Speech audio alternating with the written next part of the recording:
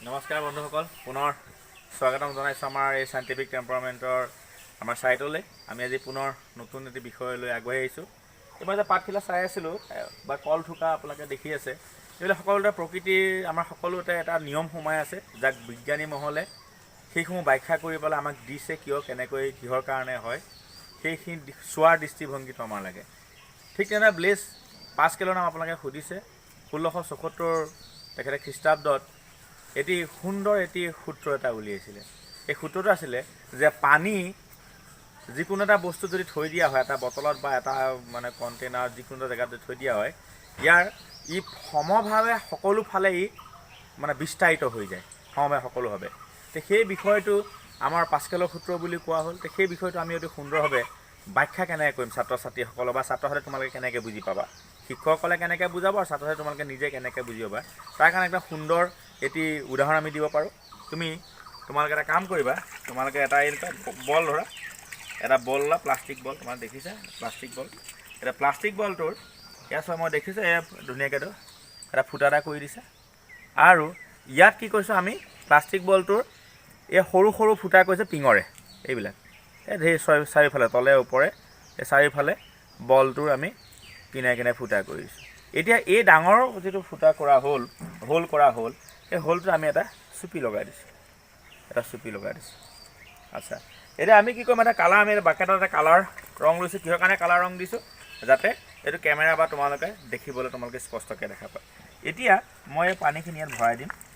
তোমালোকে এটা কাম কৰা, তোমালোকে প্ৰথমতে এইটো পূৰা হেৰিটো ভৰাই ল'লে, কালাৰ হেৰিত ভৰাই লৈ পেলাই এইটো লগাই পেলাই তোমালোকে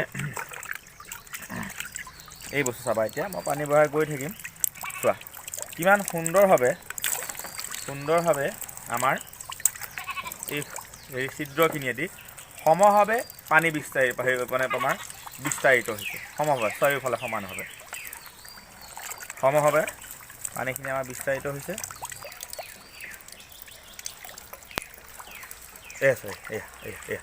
এয়া কি সুন্দৰ হৈছে এতিয়া, এয়া দেখিছা,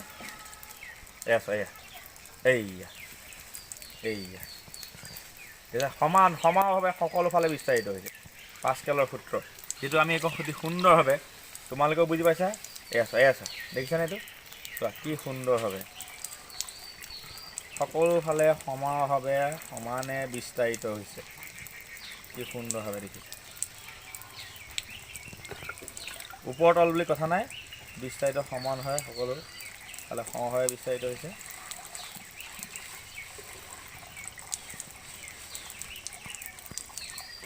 এইটো অতি সুন্দৰভাৱে আপোনালোকে ছাত্ৰ ছাত্ৰীসকলক বা তোমালোকেও যে পাছকেলৰ যিটো সূত্ৰ, সেই সূত্ৰটো আমি সুন্দৰভাৱে দেখুৱাব পাৰোঁ, বুজাব পাৰোঁ।